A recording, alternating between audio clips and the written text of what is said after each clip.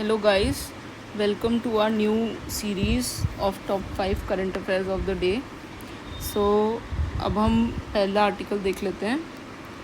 So basically India released its first ever guide to grasslands and open natural ecosystems at the UNCCD COP17 in Mongolia on 17th August 2026.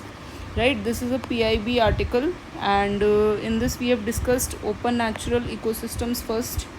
These are naturally open landscapes dominated by grasses, shrubs, sparse trees. इसमें basically tree cover जो होता है वो low होता है and these are diverse ecosystems like grasslands, savannas, scrublands, rangelands, deserts, rocky plateaus and ravines. Right? So open natural systems का basic definition हमने देख लिया है. अब guide के बारे में कुछ points दिए गए हैं. You can just go through them. So this is openly a paradigm shift which replaces the wasteland approach जिसमें grasslands को plantations और infrastructure में easily divert कर दिया जाता था. So now we are giving an ecological recognition to grasslands and open ecosystems, right? Because they have a distinct ecological, economic and livelihood value.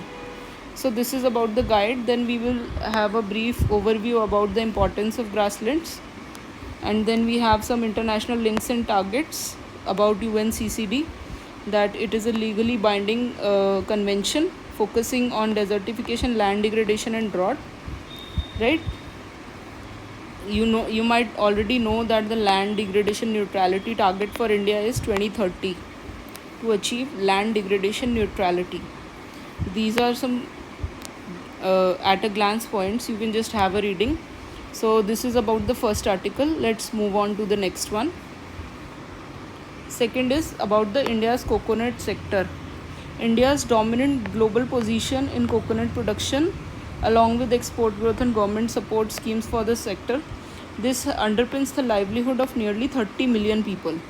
So this is a brief overview about the India's coconut sector. So India ranks first globally in production and third in cultivated area. Global share is around 31.24% and production volume. You can just use these facts for mains answer writing. Then we have the regional leaders. Kerala, this has the largest area. Tamil Nadu is in the production, this leads in the production, and Andhra Pradesh has the highest productivity of coconut production. Then we have exports and products. So this is some facts about the coconut exports. This stood at rupees 7,000 crore and major export products, you can just have a reading, not that important. And then we have a brief overview about the Coconut Development Board. So this is a statutory body under the Ministry of Agriculture and Farmer Welfare and headquarters is in Kochi, Kerala. Right? Regional offices, you can just have a look. And then there's the nodal ministry. We've already seen Ministry of Agriculture and Farmer Welfare. And also keep in mind that coconut is a plantation crop. Right? You can have this question in prelims about the categorization. So let's move on to the third article. This is about one-shot therapy to lower bad cholesterol. So this new gene silencing and gene editing therapy was in the news. And this will make a shift from daily pills to durable biological interventions. Let's just have a brief discussion about the cholesterol. So low density lipoprotein is the bad cholesterol, and excess accumulation of this can lead to heart attacks and strokes. So this PCSK9 protein binds to LDL receptors and leads to their degradation.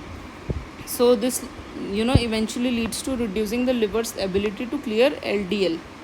Blocking or reducing PCSK9 activity increases this LDL receptor availability, and henceforth liver removes more LDL bad cholesterol from the blood.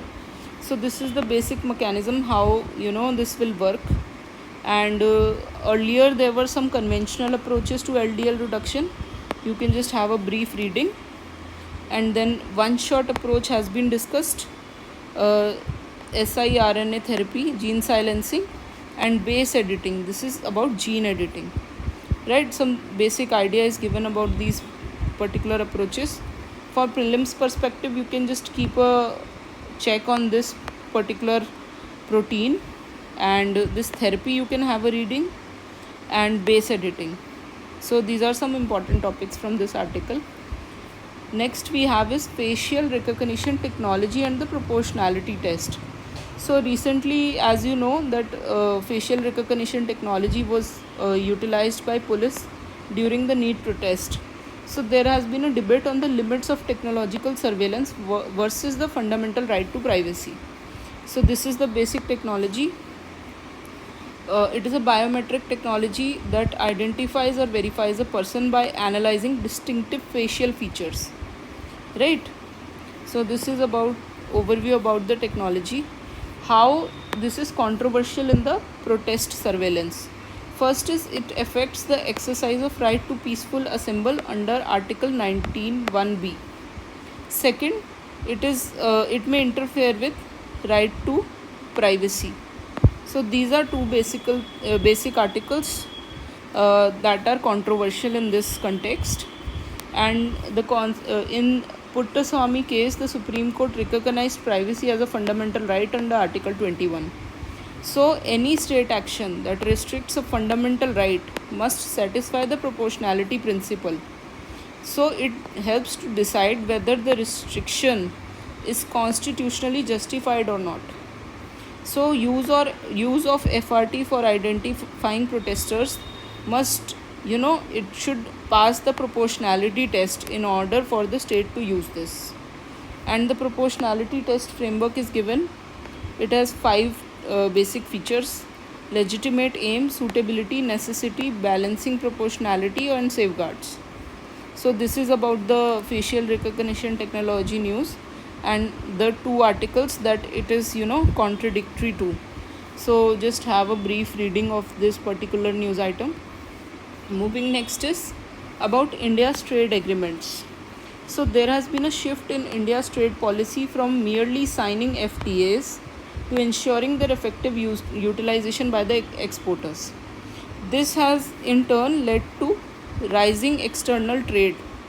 For instance, goods and services exports have reached 863 billion, and exports stood at this particular fact. So you can just have a basic idea how it is helping. Now these are some digital tools for FTA utilization. You can have brief overview of these. They can be asked in prelims also and mains also. So preferential certificate of origin, e-certificate of origin, and trade connect platform. These are some digital tools how FTA is promoted. A free trade agreement is promoted, right? So FTA utilization, some key facts are there. And then we have the India's FTA institutional framework, which is under the Ministry of Commerce and Industry. So these are the 5 important top 5 news articles for the day. Just give it a reading. Thank you for attending the session.